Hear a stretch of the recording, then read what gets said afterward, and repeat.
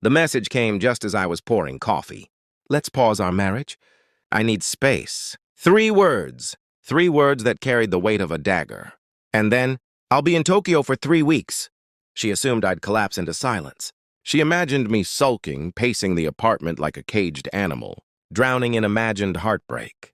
I didn't move. Not a twitch. I placed my mug on the counter. The steam blurred my reflection in the glass window, masking the storm inside me.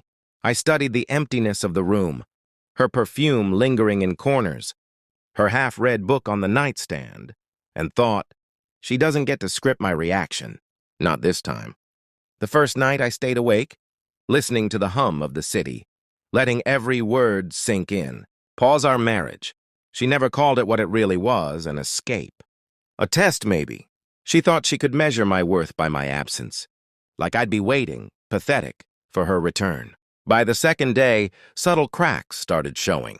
A friend mentioned seeing her at a boutique in Tokyo. No meetings, no clients, just luxury bags and quiet smiles she never shared with me. My stomach twisted. That's when the first flicker of suspicion appeared. I remembered the way she had avoided eye contact last week. The way her phone buzzed when I entered the room, always just out of reach. Her laughter sometimes felt rehearsed. A note too high, a smile too sharp. I didn't ask questions. I didn't make a scene. I didn't need to. Instead, I began observing, small, calculated, unnoticed.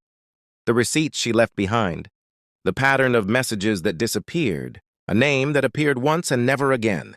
My mind cataloged everything. No emotions, only logic. By the end of the first week, I had a plan forming, a silent, deliberate unraveling. If she wanted to play pause, I would press play. On my life, not just for survival, but for exposure. Every small detail would feed into a quiet trap. She wouldn't know, not yet. I set the apartment in motion. Old friends called. A few new acquaintances slipped into my schedule. My demeanor shifted imperceptibly but purposefully. She would walk in and find me changed, composed, distant, and aware. I fell asleep that night with the taste of cold anticipation in my mouth. 3 weeks. 3 weeks until her return. 3 weeks for the truth to crystallize. And when she came back, she wouldn't find the same man she left behind.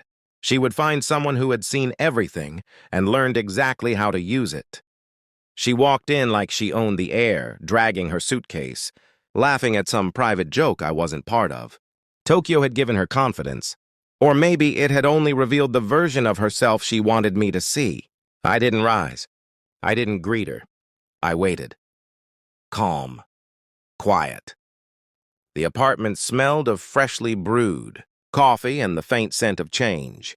"Hey," she said, smiling, expecting softness, expecting warmth. I handed her an envelope. She frowned. "What's this?"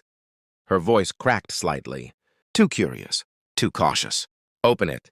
She hesitated, slowly peeled the flap. Inside were prints, documents, messages, all meticulous, all undeniable. Evidence she hadn't imagined could ever find its way to me, let alone land silently on the table before she could react. She skimmed. Her lips parted. Her confidence faltered.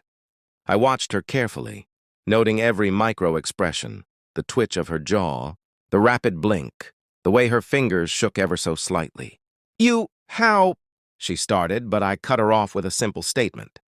I knew, long before Tokyo, every detail, every lie, every smile you thought I didn't notice.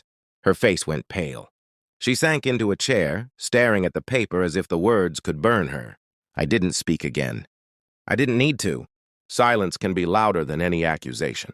She tried to justify, to explain, to gaslight me with rehearsed lines. I let her claw at illusions. I watched the mask slip, her practiced narrative collapsing into raw panic. Then I placed one last piece on the table. A photograph of me taken the day she left, walking into a new apartment I'd secured, signing a lease, arranging my life without her, not out of spite, out of necessity, out of control regained. Her hands trembled. Her eyes searched mine for anger. She found none. Only observation, only quiet dominance. "I don't need to punish you," I said softly. "You've already punished yourself." She looked away, her betrayal etched on her face. I waited for her to plead. She didn't. The next morning, I walked through the apartment, letting my fingers brush objects she once thought symbolized intimacy. Nothing remained. Her presence felt hollow, her words empty, and I realized this was not about revenge. It was about clarity, about reclaiming the parts of me she tried to fracture. I poured coffee, watching the city wake below. Calm, detached, unbroken. I had survived her deception, seen it fully, and moved forward without noise. She could scream. She could cry. She could try to rebuild illusions of connection. I didn't care.